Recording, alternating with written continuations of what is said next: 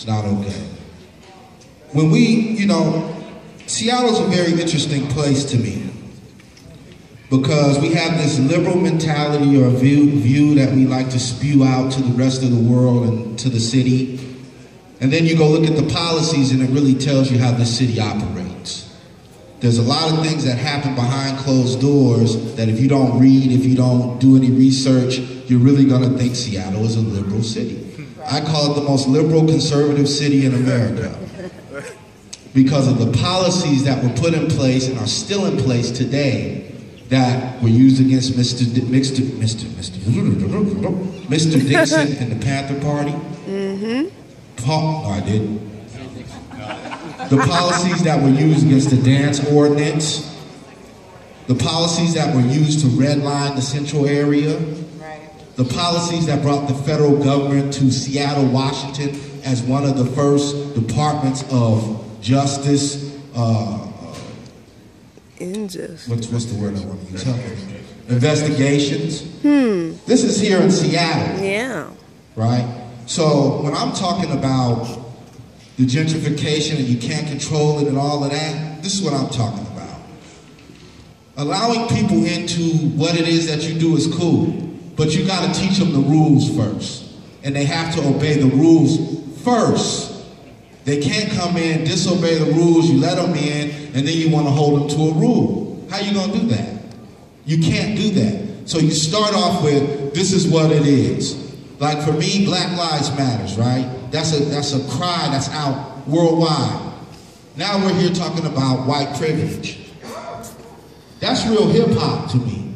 Because he took Black Lives Matter, switched it, put white privilege on it, but we're not talking about all the other artists in Seattle that have songs of strength, songs of power, songs of encouragement. We're not balancing it. All we hear is this song.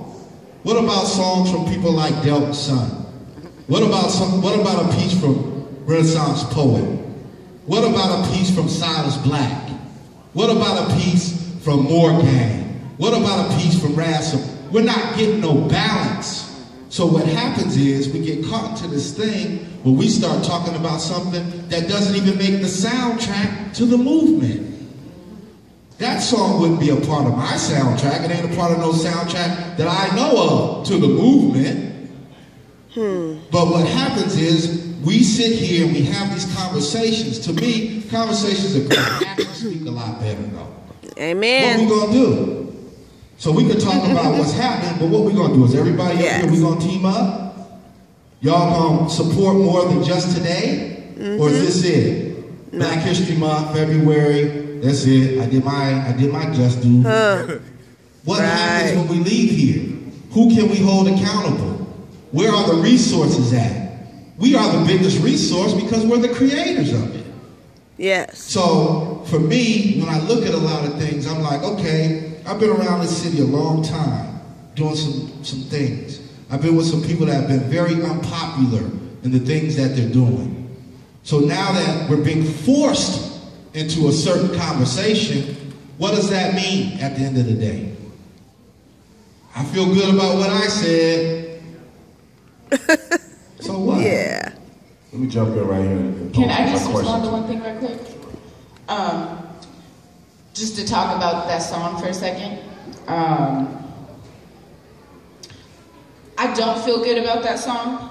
However, I did participate in the creation of it for the exact reason you just spoke of, is there's a lack of balance in the industry, right? That a guy like Macklemore can be jettisoned into like literally one of the highest levels of fame in our country after exploiting a movement, the Same Love song, a movement that he's not actually a part of in his identity, can then reach a level of star and platform that those who've been grinding at their craft for years are struggling to break into at that level. I participated in the creation of the song because in the long run, I'm thinking about the long game. If he puts that song out there, gets critiqued, finally we start critiquing the imbalance in the industry, and you have other folks involved in the process, black and brown folks, who are in his ear telling him, yo, like, you're kind of effed up right now. And he goes on the Stephen Colbert show, and instead of him doing the whole song by himself, he brings black and brown artists. Now, I'm not trying to be the backup poet to Macklemore, because I'm not. But I do feel like, because I have the space to be in those conversations with artists like him, to say you need to get off your platform and pass the mic, it is an opportunity to try to diversify that platform. Do I think it's a perfect solution? Absolutely not. I think the whole thing, that entire project that we worked on, is flawed from the ground up, because it exists simply because white supremacy and patriarchy and capitalism have taken a market and an industry of music and brought it down to just a few record labels and a few artists who actually have not honed their craft. They actually don't know the history and don't really care about whether or not it benefits the people who created it. So my participation in that song is a long-term conversation about what does us getting back what is ours really look like in the long run. It's the same reason why when we in this city try to build places for ourselves, we still have to have conversations with the city at a level, or someone does, right? Someone has to be talking to the city, and someone has to be talking to whatever developer is building things. It may not be you or me, maybe it'll be Joaquin, because he's better at the conversations than I am, but someone has to be having those conversations, so we at least keep our ear to the ground and know how the industry is forming, and those of us who are willing to push the margins more have the right information. And so I think that song is emblematic of the problem, and as people critique it, we need to be talking about it like it's a problem, not like Macklemore stepping up and talking about white privilege or some great thing. It's not. He's supposed to be. He should be talking about it. He should be addressing it. He has a mostly white fan base. If he's not talking about it, he's not only appropriating the culture, but he's accepting white supremacy as the thing that makes him superior. So he has to be engaging that conversation. Do I think he's doing it the right way all the time? Hell no. Do I tell him that? Absolutely. So I love the critiques that he's getting.